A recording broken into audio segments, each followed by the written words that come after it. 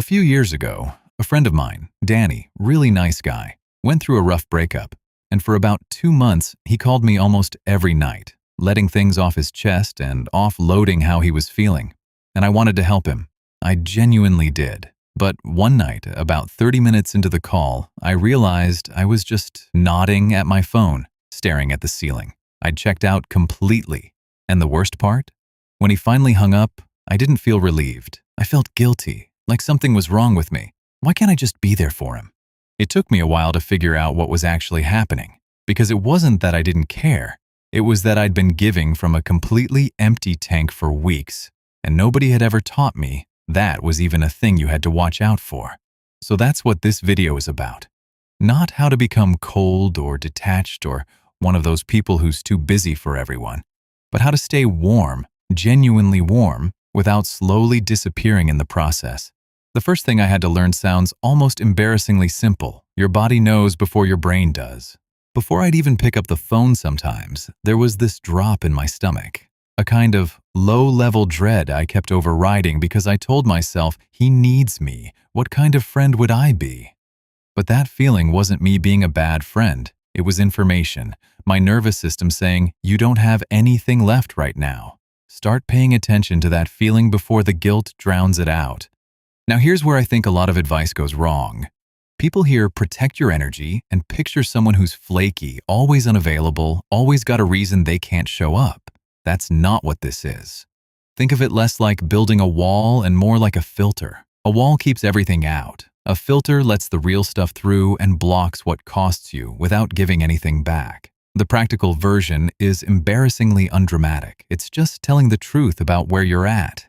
I really want to be there for you on this. Can we talk tomorrow when I'm not running on empty? That's it.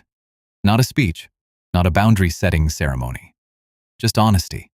The thing that shifted something for me was realizing I'd confused being available with being loving. A lot of us carry this, especially if you grew up in a house where love looked like sacrifice, where the most caring person in the room was always the one running themselves into the ground, but constantly saying yes isn't love. It's fear. Fear of being seen as selfish. Fear of the relationship changing. Real love includes you in the equation. You can care deeply about someone and still say, I can't do this today. Those two things aren't in conflict, and honestly, the relationships that can hold that kind of honesty are the ones worth having. Your energy is finite. That's just true. And you're already allocating it, just maybe not consciously. Some people leave you feeling lighter. Some leave you hollowed out. You don't have to cut anyone off or have a big conversation about it. You just adjust. You stop making yourself equally available to everyone as if your time and energy refill automatically. They don't. And you don't owe anyone a full explanation either. I need some time to myself is a complete sentence. The people who genuinely care about you will get it. They might even respect you more for it.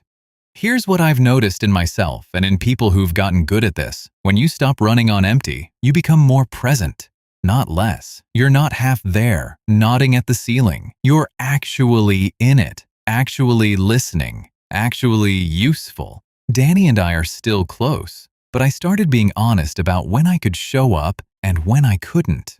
And weirdly, the friendship got better because what I was giving him was real instead of performance. That's the whole point. You don't have to become a different person to protect your energy. You just have to start being honest. With other people, yeah, but mostly with yourself. And if you're watching this thinking, I already knew all of this, I gently ask, are you actually doing it? Because there's a pretty wide gap between knowing something and living it. I sat with this stuff for years before it clicked, so be patient with yourself. This isn't a switch you flip. It's a practice. Some weeks you'll get it right. Some weeks Danny will call at 11 p.m. and you'll pick up anyway, even though you're exhausted, because you love him and that's human. The goal isn't perfection. It's just getting a little more honest, a little more often. If this resonated with you, even just one part of it, drop a comment below and tell me which bit landed. I read every single one, and honestly, hearing what actually connects with people helps me figure out what to make next. If you're new here, subscribe. I make videos about the stuff nobody really teaches you. Emotional intelligence, relationships, how to actually handle the harder parts of being a person. No fluff, no 5-step formulas, just honest conversation. Sometimes the right video at the right moment makes a real difference. I'll see you in the next one.